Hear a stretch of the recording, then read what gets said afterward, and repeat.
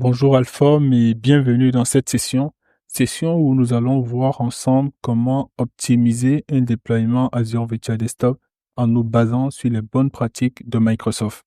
Durant cette session, nous allons premièrement donner les limitations fixées par Azure pour le déploiement d'AVD, le dimensionnement, les bonnes recommandations pour le dimensionnement des machines virtuelles et enfin la tarification. Ici, l'objectif est simple. Vous donner une vision claire de ce qu'il faut anticiper pour garantir à la fois une bonne expérience utilisateur et une optimisation des coûts. Pour la limitation d'Azure, nous allons nous référer à la documentation officielle de Microsoft sur les limites de service pour Azure Virtual Desktop.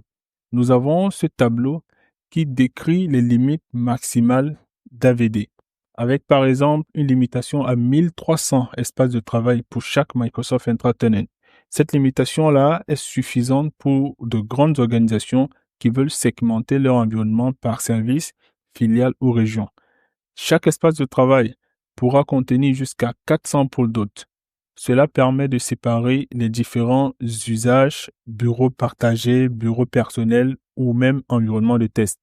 Les groupes d'applications, eux, pourront contenir jusqu'à 500 applications, 500 remote apps. Le rôle assignment, quant à lui, ou l'attribution de rôle qui sert à déléguer les permissions sur les objets AVD, objets à l'instar de l'espace de travail pour d'autres groupes d'applications. Chaque objet AVD peut avoir jusqu'à 200 attributions de rôle. Cela permet ainsi de gérer la gouvernance et la délégation dans un grand environnement. Pour ce qui est des pôles d'hôtes, un pôle d'hôtes pourra contenir jusqu'à 10 000 hôtes de session. Autrement dit, Azure Virtual Desktop est capable de supporter un très grand nombre d'utilisateurs si on le dimensionne correctement.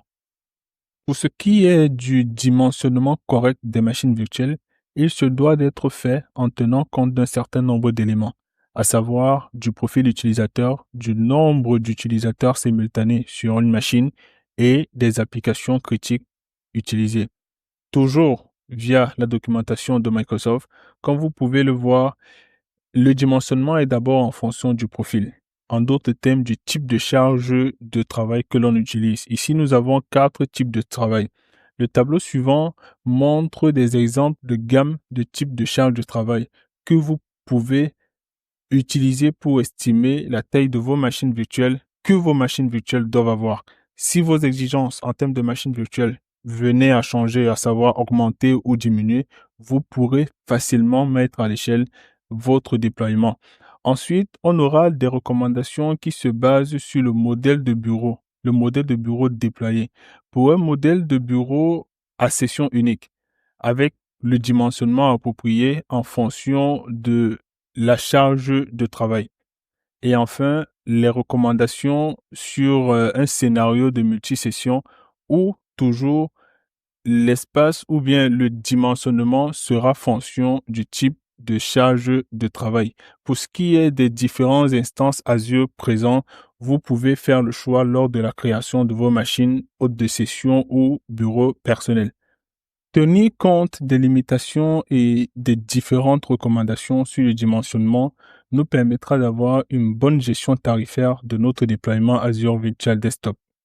La gestion tarifaire aussi passe par un certain nombre d'éléments, à savoir l'utilisation de Windows 10 multisession. Le bureau multisession va permettre à plusieurs utilisateurs de partager la même machine virtuelle, optimisant ainsi les ressources et réduisant significativement les coûts. Windows 10, qui est en voie de disparition, on va le dire ainsi, va laisser bien évidemment place à Windows 11 multisession. On aura aussi les instances réservées. Vous pouvez prépayer l'utilisation de votre machine virtuelle et réaliser des économies. Ces instances réservées-là vous donnent l'opportunité de ne pas utiliser une machine sur une tarification à l'utilisation, mais de réserver l'instance sur une durée de 3 à 5 ans.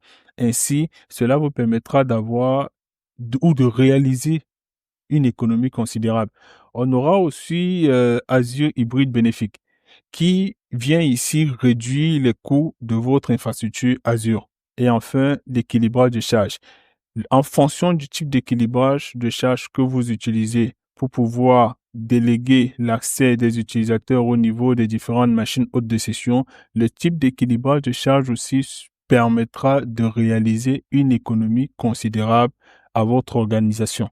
Pour résumer, le dimensionnement doit être adapté au profil de vos utilisateurs. La tarification se gère intelligemment avec des services tels que Autoscale, la réservation d'instances et Azure Calculator. Enfin, tenez compte des limitations techniques et des quotas d'Azure. En appliquant ces différentes recommandations, vous garantissez ainsi un environnement Azure Virtual Desktop performant, stable et surtout rentable pour votre organisation. Merci.